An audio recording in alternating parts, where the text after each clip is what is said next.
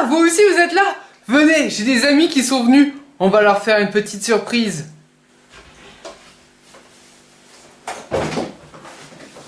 Tac. Eh les gars, ça vous dit? Une petite soirée gaufre? Oh génial, des gaufres! Trop bien! Et en plus, grâce à moi, vous pouvez dire que vous voyagez. Bah, vous êtes arrivé au point de Lagrange.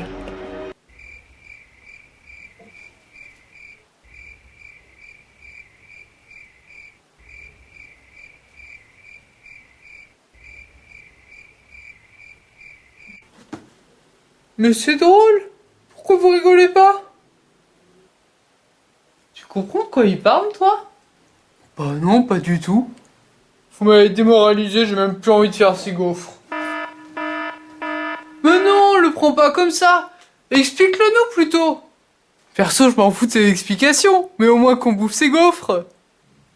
Bon allez, ok, je vous explique. Au moins peut-être que vous rigolerez à mes blagues. La Terre tourne autour du Soleil. Le Soleil attire la Terre attire le Soleil. Oui, ça va dans les deux sens. Mais donc il y a bien des endroits, si on tire de chaque côté, où les forces s'annulent au centre. Et ces points, ce sont les points de Lagrange. En gros, prenez 3 points, dont un qui a une masse négligeable. Eh bien, ces 3 points resteront tels qu'ils sont. Même si ils se déplacent dans l'espace, la distance entre eux ne changera pas. Donc ils sont comme verrouillés ensemble. Si bien que nous, on a l'impression qu'ils ne bougent pas, vu de la Terre. Pour illustrer, même si c'est incorrect, imaginez que d'un coup le Soleil se trouve au point de Lagrange, eh bien il resterait fixe dans le ciel. On ne bouge plus! Il n'y aurait plus de lever de soleil, plus de coucher de soleil, il serait toujours au même endroit. Ouais, et ça nous sert à quoi ton truc? Ah attends, vous allez voir. Ces points sont au nombre de 5. Les points L1, L2 et L3 sont instables, et les deux autres, L4 et L5, sont stables. Et d'ailleurs, ces points instables, L1, L2, L3, sont parfois nommés les points de Euler. Oui, donc ça sert à rien en fait. Mais si, c'est super intéressant, je te dis. Mais tant qu'on maîtrise pas les petits points que je vais vous expliquer, on peut pas trouver le côté fun. Ouais, je suis sceptique, mais bon, on l'écoute, on verra bien. Moi j'ai envie de manger ces gaufres. Bon, je disais, ces points en fait sont des points cols. Vous voyez bien, dans les deux cas, votre boule elle ne bouge pas. On ne bouge plus! Les points L4 et L5 sont stables, et donc si la bouche boule un petit peu, elle revient à sa position initiale. Alors que pour les autres, dès que la boule s'éloigne un petit peu, eh bah c'est fini, elle se barre. Je sais pas vous, mais le concept d'équilibre instable me paraît un peu bancal.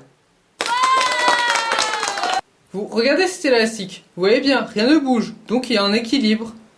Mais si je rajoute une petite variation, il s'écarte de chaque côté, et donc finalement il était instable. Donc nous avions un équilibre instable. Bon ok, je commence à comprendre l'histoire des points en équilibre stable et instable. Mais je vois toujours pas l'intérêt. Ok, je vois bien que tu t'impatientes. Il a surtout envie de manger mes gaufres. Mais regarde juste ce schéma pour comprendre où sont situés ces points. Les points L1, L2, L3 sont dans l'axe Terre-Soleil, et comme notre élastique, ils sont instables, et les points L4 et L5 forment deux triangles équilatéraux. Et maintenant que vous savez tout ça, à quoi ça sert? Ah bah c'est pas trop tôt! Si vous voulez surveiller notre soleil, pour voir par exemple si une éruption solaire arrive, vous avez besoin que le satellite regarde en permanence ce soleil. Donc vous le mettez dans l'espace. Mais qu'est-ce qui se passe? Espace? Qu'est-ce qui se passe? Tiens, ça fait drôle. Votre satellite dans l'espace va tourner autour de la Terre. Et du coup, il y a des moments où il ne pourra pas observer le soleil, puisque la Terre cachera son objectif.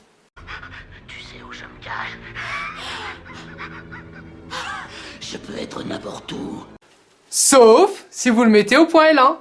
La sonde SO, dédiée à l'observation du soleil, s'y trouve. Mais si au contraire, vous ne voulez pas voir le soleil pour pouvoir observer l'univers froid. Derrière la banquette, je vous vois. Oh merde! Il n'y a qu'une seule possibilité, c'est de le mettre en L2. C'est là que va être installé Planck et le nouveau télescope spatial qui va succéder à Hubble. Ils font fort les scientifiques. Mettre un satellite qui se planque du soleil qui s'appelle Planck. J'adore. Bon, là vous devez vous dire, mais pourquoi utiliser que des points instables? Arrête de jouer avec les élastiques! Remarquez, il vient justement de répondre à la question. Moi? Eh oui! Comme ton élastique, tous les objets qui s'y trouvent, en fait, ils s'éloignent très facilement. Dès qu'ils se décalent un petit peu, ils sont comme éjectés. Et ça a deux avantages. Premièrement, il n'y a pas de débris spatiaux au moins là-bas. Et deuxièmement, il suffit juste de corriger un peu sa trajectoire de temps en temps et l'objet y reste. Alors que dans les points fixes, eh bien tout ce qui passe autour va finir par y arriver et y rester. Et donc c'est bourré de débris. Pas top pour un satellite. Houston, on a un problème. Mais bon, pour la petite anecdote, c'est là que dans la science-fiction, ils imaginent qu'il pourrait y avoir des colonies spatiales. Voilà, maintenant vous connaissez les points de Lagrange. Et peut-être comme ça vous pourrez rigoler à ma blague. Eh ben non, toujours pas.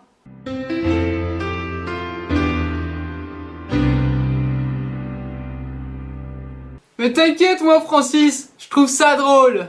Ah merci. Eh, d'ailleurs regarde ton point de Lagrange. Oui. C'est pas mal d'être sur les tables pour un point de Lagrange. Alors là, j'ai qu'une chose à dire. Ça, c'est fabuleux, bravo. Merci d'avoir regardé cette vidéo et surtout n'oubliez pas les commentaires et je vous dis à la prochaine. PS, la prochaine fois que vous mangez avec un appareil Lagrange et que vous osez faire la blague, dites-le moi dans le commentaire.